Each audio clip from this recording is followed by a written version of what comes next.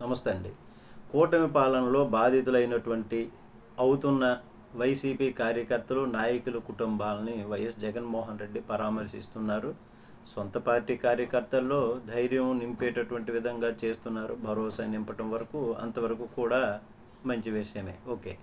ఇదే సందర్భంలో కూటమి పాలనలో బాధితులవుతున్న అయ్యో పాపం అని సమాజ సానుభూతి పొందుతున్నటువంటి వారిని, అయ్యో పాపం ఇంత విధ్వంసానికి గురి చేస్తున్నారే, అయ్యో అయ్యో అనేటటువంటి అట్లాంటి వారిని పరామర్శించాల్సినటువంటి బాధ్యత ప్రతిపక్ష నాయకుడైనటువంటి జగన్మోహన్ రెడ్డి పైన ఉంది. ఈవేళ జగన్ పల్నాడు జిల్లా సత్తెనపల్లి మండలం రెంటపాల గ్రామానికి వెళ్ళారు. ఎన్నికల ఫలితాలు వచ్చిన వెంటనే టీడీపీ, జనసేన వేధింపులకు తాళలేక కొరకంట్ల నాగమల్లేశ్వరరావు ఆత్మహత్యకు పాల్పడినట్లు ఆయన కుటుంబ సభ్యులు ఆరోపిస్తున్నటువంటి సంగతి తెలిసిందే.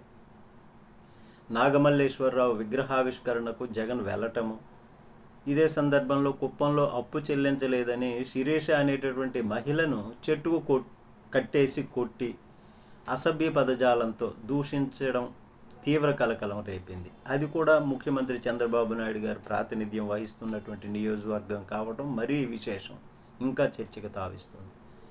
ఈ ఘటనపైన జగన్మోహన్ రెడ్డి గారు తీవ్రంగా స్పందించారు.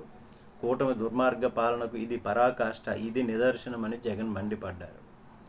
బాధితురాలని పరామర్శించి ఇలాంటి పేదలకు, అభాగ్యులకు తానున్నాననేటటువంటి ధైర్యము, భవిష్యత్తుపై భరోసా నింపేందుకు జగన్మోహన్ రెడ్డి వెళ్లాల్సినటువంటి అవసరం ఉందనేటటువంటి అభిప్రాయం ఇప్పుడు అందరిలో వ్యక్తం అవుతుంది.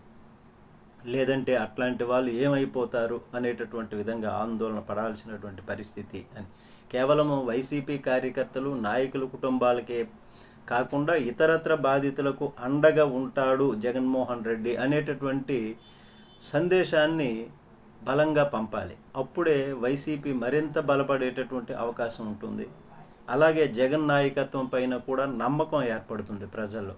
ఆ దిశగా జగన్, వైసీపీ నాయకులు ఆలోచించాలి అనుకుంటున్నారు. నమస్తే.